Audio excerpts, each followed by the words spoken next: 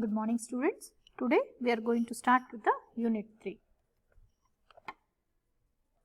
In this unit we are going to study about extensive games with perfect information, strategies and outcome, Nash equilibrium, subgame perfect equilibrium and finding subgame perfect equilibria of finite horizon games using backward induction.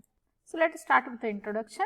In extensive game, when the player takes the decision, he observes the decision taken by the other player and then he makes the move. He is not committing anything in the beginning. The game is unfolding in a sequential manner. Everybody looks into the action taken by the other player before he takes an action. Therefore, the things are known. Example is your chess game. To represent extensive game with perfect information, we need to specify the set of players, their preferences as in the strategic game, and in addition, we need to specify the order of the players' moves and the actions each player may take at each point.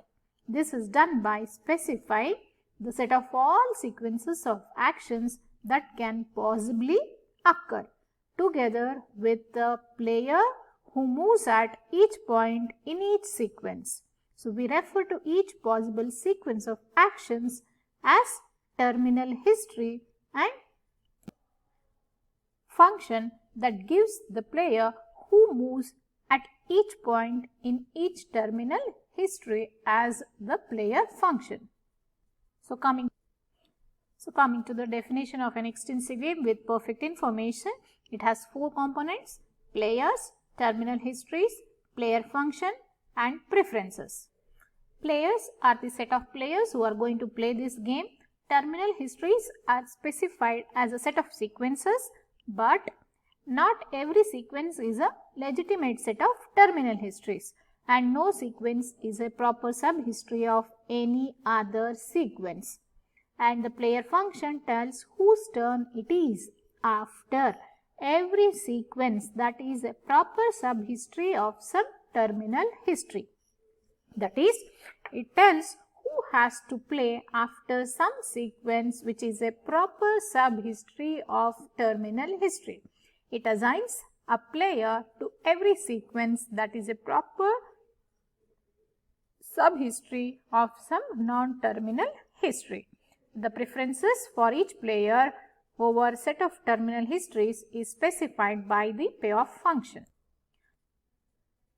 Example for your extensive game with perfect information is a entry game.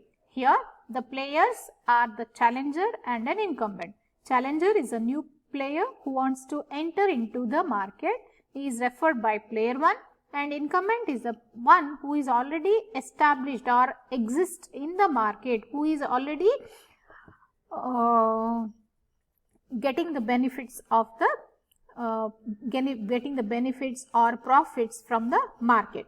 So, terminal histories are out, that is the challenger can move out of the market or the challenger can enter into the market and the incumbent can fight, or the challenger enters and the incumbent or the player 2 will accommodate.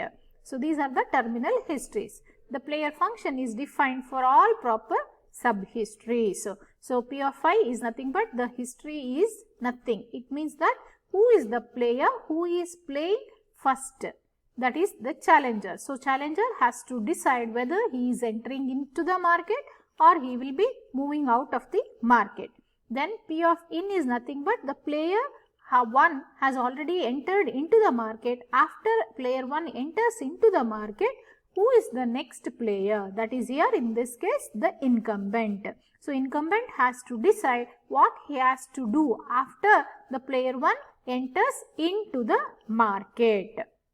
The preferences here for player 1, the player 1 prefers that he will enter inside and the player 2 will accommodate over he will be moving out over the fight option by the player 2. So, that is in this case, as you can see, fight is the least preferred action by both action for the players, and the player 2's preferences is the player 1 goes out and over player 1 entering in and he accommodates over the player 1 entering in and he fights.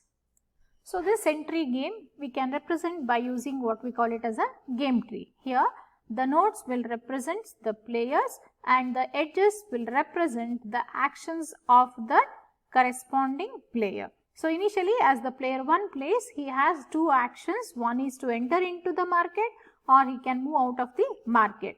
And once the player 1 enters inside, it is the player 2 who will be playing. Then he has two options, either he can accommodate or he can fight.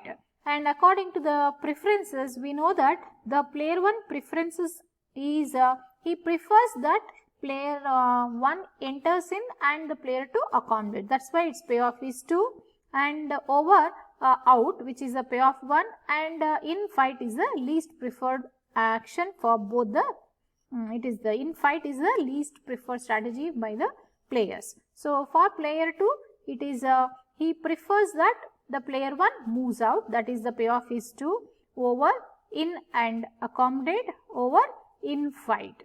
So, that is why this is your game tree which represents all 4 parameters. The nodes are the players and the terminal histories are the labels from the root towards the leaves.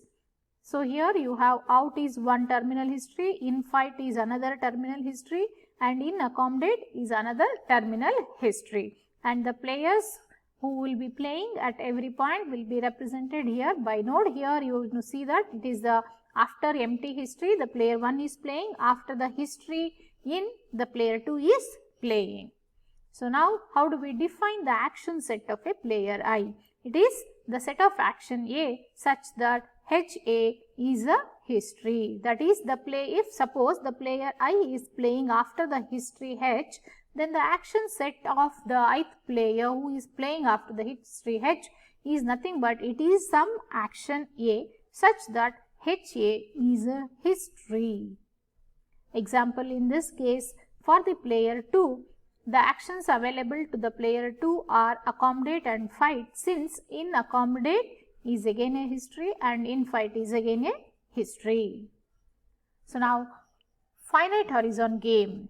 What is finite horizon game is, if the length of the longest terminal history is finite, then the game is called finite horizon game. Now, what is finite game? If the game has finite horizon and finitely many terminal histories, then we say the game is finite.